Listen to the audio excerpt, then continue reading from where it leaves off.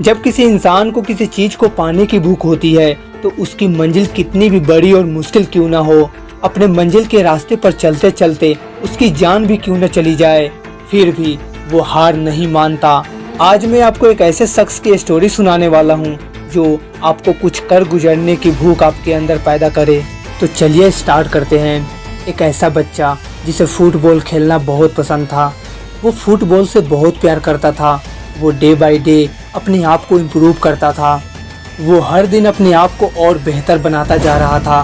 सिर्फ 9 साल की उम्र में वो एक ऐसा प्लेयर बन गया जिसके पास अगर फुटबॉल आ जाए तो उसके साथ खेल रहे बाकी प्लेयर्स को उससे फुटबॉल छीनने में 15-15 मिनट का समय लग जाता।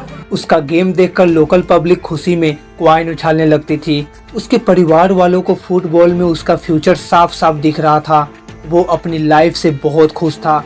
वो बड़ा होकर एक प्रोफेशनल फुटबॉलर बनना चाहता था, अपने देश के लिए खेलना चाहता था। वो बच्चा और कोई नहीं, लियोनेल मेसी थे। मेसी के घर में भले ही पैसों की किल्लत थी, लेकिन उनके पिता ने ठान लिया था कि वो अपने बच्चों को हर वो सुविधा देंगे जो उसे भविष्य में आगे की ओर ले जाए। बचपन में मेसी अपने बड़े भाइयों के साथ खेलने जाया करते थे। मेसी बचपन में अपने दादी के बहुत दुलारे थे। उनकी दादी भी उन्हें हर वक्त सपोर्ट करती थी। दादी के कहने पर ही उन्हें पहली बार फुटबॉल किट भी दिलवाया गया था। उस वक्त केवल उनकी दादी ही थी जो चाहती थी कि मेसी एक फुटबॉलर बने।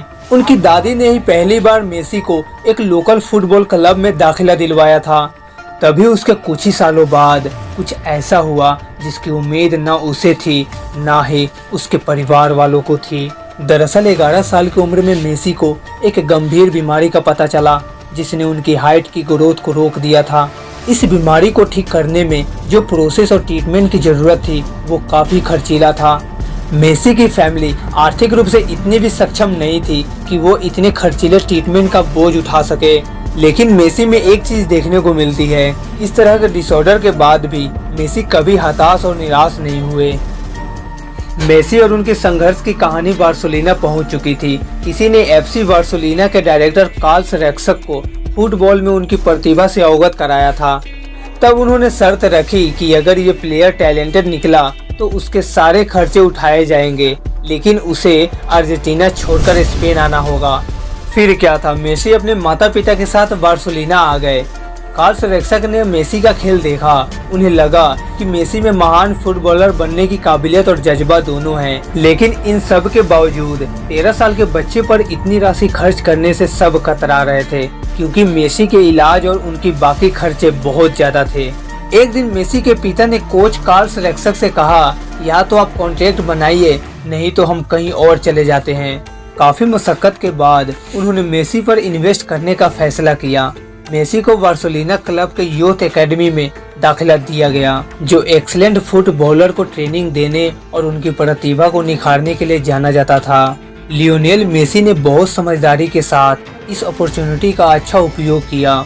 मेसी बार्सिलोना के सिस्टम में जल्द ही प्रोग्रेस करने लगे, अपना गेम बेहतर बनाने लगे। इसी बीच उनका ट्रीटमेंट भी चलता रहा। 7 दिन एक पैर पे इंजेक्शन लगते थे और अगले 7 दिन दूसरे पैर पे। उस समय तक फुटबॉल का खेल लियोनेल मेसी के लिए सांस लेने जितना इम्पोर्टेंट हो गया था। वो बिना थके दिन रात प्रैक्टिस किया करते थे। फुटबॉल ही उनके लिए इंस्पिरेशन बन गया था। जब मेसी 10 साल के थे तभी उनकी दादी का निधन हो गया। मेसी तो जैसे सदमे में चले गए थे। उन्होंने कई दिनों तक फुटबॉल को हाथ तक नहीं लगाया था, बट पिता के बहुत समझाने पर वो फिर से फुटबॉल खेलने लगे। आज भी जब मेसी गोल करते हैं तो अपने दोनों हाथ उठाकर दादी को जरूर याद करते हैं। अपने फुटबॉल ट्रेनिंग के बाद जो समय बचता तो मेसी एक दुकान पर चाय और कॉफी सर्व किया करते थे ताकि अपने परिवार को थोड़ी आर्थिक मदद कर सके। लियोनेल मेसी फुटबॉल प्लेयर्स में कितना ज़्यादा महत्व रखते हैं, इस बात का पता इसी बात से लगता है। कुछ साल पहले सिर्फ मेसी के कारण अर्जेंटीना सरकार को एक स्पेशल रूल बनाना पड़ा, जिसके चलते अर्जेंटीना में कोई भी माता पिता अपने बच्चों का नाम मेसी नहीं रख सकते थे। सरकार को ऐसा लगने लगा था कि मेसी के बहुत ज़्यादा फेमस होने के कारण वहाँ मेसी नाम के बच्चों की इतनी ज़्यादा संख्या हो जाएगी कि बाद में पहचान का संकट पैदा हो सकता है। भविष्य को देखते हुए सरकार ने ये ऐलान कर दिया, कुछ समय तक आप अपने बच्चों का नाम मेसी नहीं रख सकते।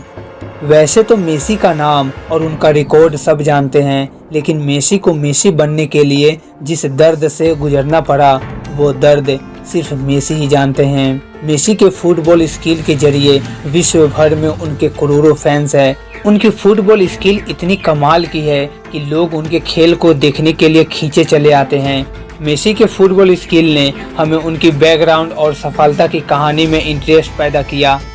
मेसी का बार्सिलोना क्लब के लिए पहला अंतर्राष्ट्रीय मैच। साल 2003 में 16 साल की उम्र में मेसी पहली बार बार्सिलोना क्लब के लिए खेलने ग्राउंड में उतरे। उनके सामने पोर्टो टीम थी। अपने पहले ही मैच में उन्होंने कोच से लेकर दर्शकों तक को प्रभावित किया।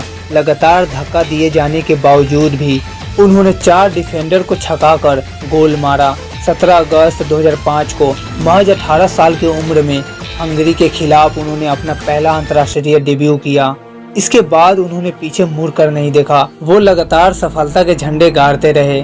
जब अर्जेंटीना के महान फुटबॉलर माराडोना ने मेसी को खेलते हुए देखा तो उन्होंने घोषणा की, मैंने उस खिलाड़ी को देखा है जो अर्जेंटीना फुटबॉल में मेरा स्थान लेगा। उसका नाम मेसी है।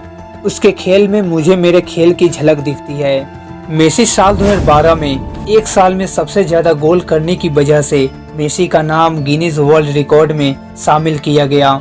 उन्होंने उस साल 91 गोल किए थे। जर्मनी के महान फुटबॉलर गर्ड मुलर का रिकॉर्ड तोड़ा था।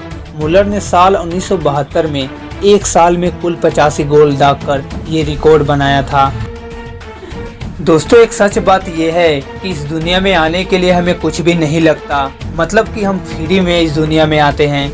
लेकिन इस दुनिया को कुछ देखकर ये दुनिया हमें याद करे, उसके लिए हमें मेहनत करनी पड़ती है, सिर्फ मेहनत करनी पड़ती है।